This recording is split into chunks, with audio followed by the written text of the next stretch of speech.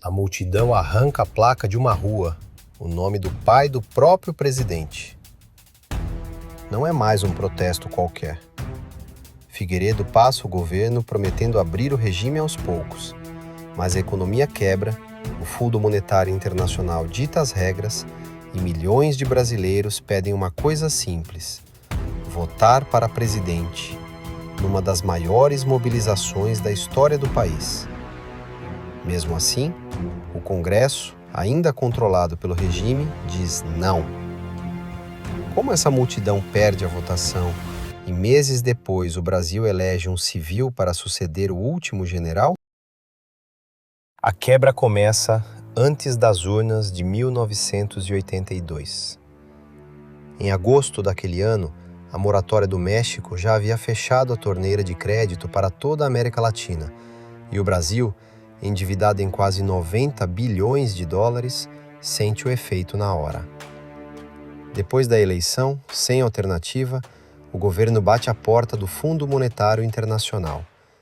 Em 2 anos, manda 7 cartas de intenção ao fundo, e as metas estouram uma atrás da outra, obrigando a sucessivas renegociações. Em fevereiro de 1983, tenta o remédio de choque.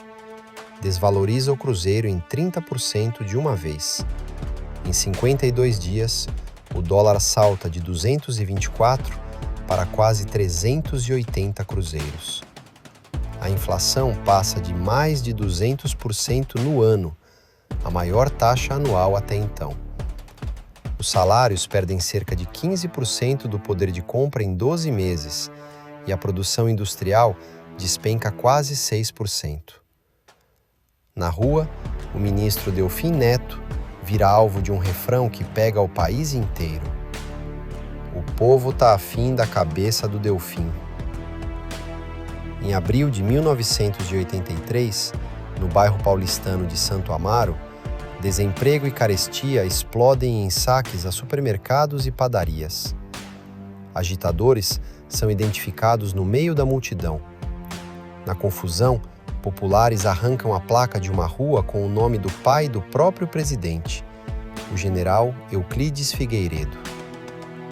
Já não é mais protesto contra um conceito abstrato chamado ditadura. É raiva com nome e sobrenome. Uma raiva assim não cabe mais em piquete disperso.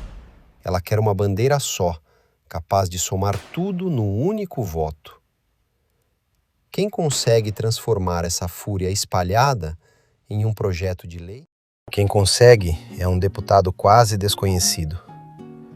Em 2 de março de 1983, o mato-grossense Dante de Oliveira, que passara pela militância clandestina do MR8, apresenta uma emenda simples: eleição direta para presidente já em 1984. Quase ninguém repara.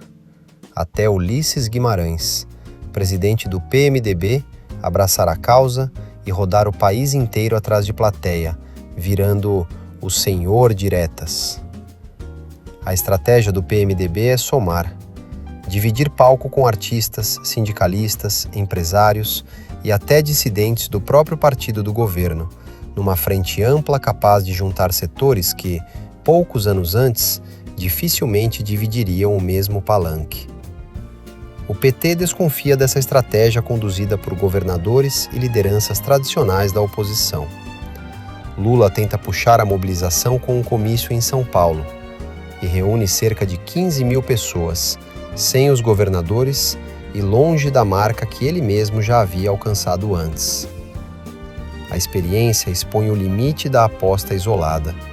Sozinho, o partido mobiliza sua militância. A frente ampla mobiliza multidões. A campanha cresce mês a mês. Em janeiro de 1984, a atriz Cristiane Torlone cantarola na Praça da Sé, um refrão que gruda no imaginário popular. Chora, Figueiredo. Figueiredo chora que chegou a sua hora. Em abril, segundo estimativas da época, 1 milhão de pessoas toma a Avenida Presidente Vargas, no Rio. Mais de 1,5 milhão lota o Anhangabaú, em São Paulo, onde uma faixa provoca: Não rias de mim, Argentina, porque os argentinos já haviam voltado às urnas para escolher seu presidente, enquanto o Brasil ainda lutava pelo mesmo direito. Com esse tamanho de rua, a emenda parecia arrasadora. Mas o voto era no plenário, não na praça, e o governo tinha um trunfo simples. Bastava boa parte dos próprios deputados não aparecer. Seria suficiente? Era. Na véspera da votação, Figueiredo impõe medidas de emergência em Brasília. Sob o comando do general Newton Cruz, tropas cercam o Congresso, dissolvem manifestações e restringem a cobertura de rádio e TV na capital. Em 25 de abril de 1984, a sessão dura 16 horas, com o plenário lotado e milhares esperando do lado de fora. Lá dentro, o partido do governo orienta seus deputados a faltar e mais de 100 simplesmente somem.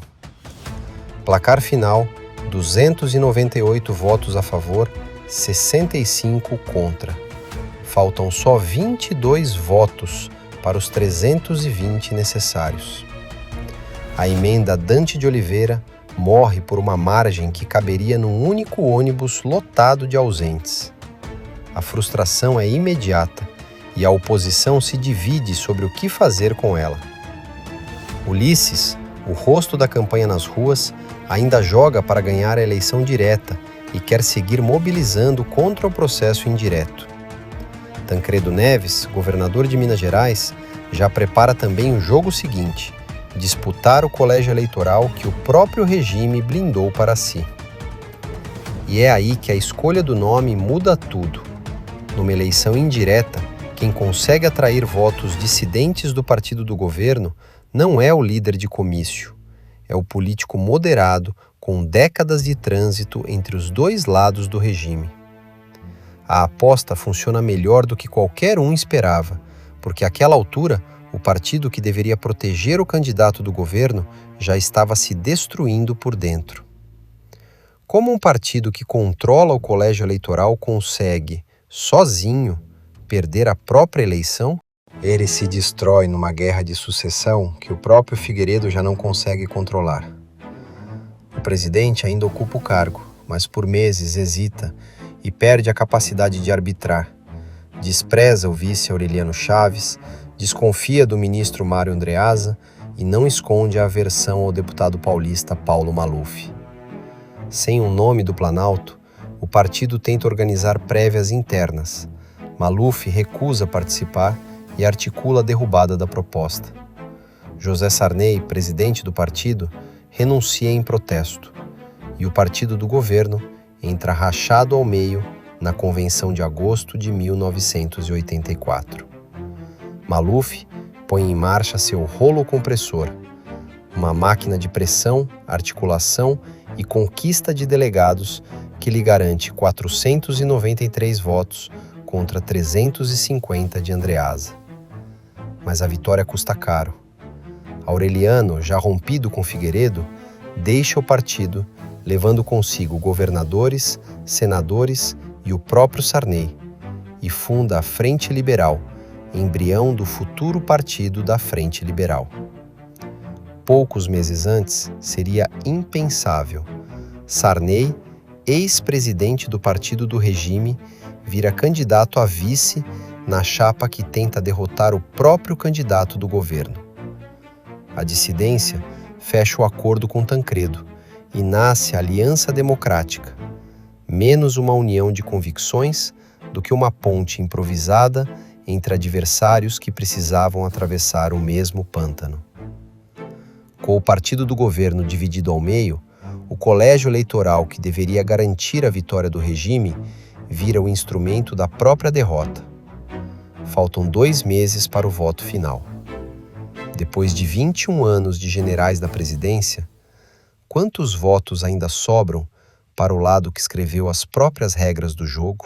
Em 15 de janeiro de 1985, o colégio eleitoral confirma o que as ruas já sabiam. Tancredo Neves derrota Paulo Maluf por 480 votos a 180. O regime perderá a rua em abril. agora perde também o mecanismo que ele mesmo blindou para controlar a sucessão. Pela primeira vez desde 1964, um civil é eleito para suceder o último general-presidente. Falta saber quem é esse homem e o que o espera antes mesmo de tomar posse.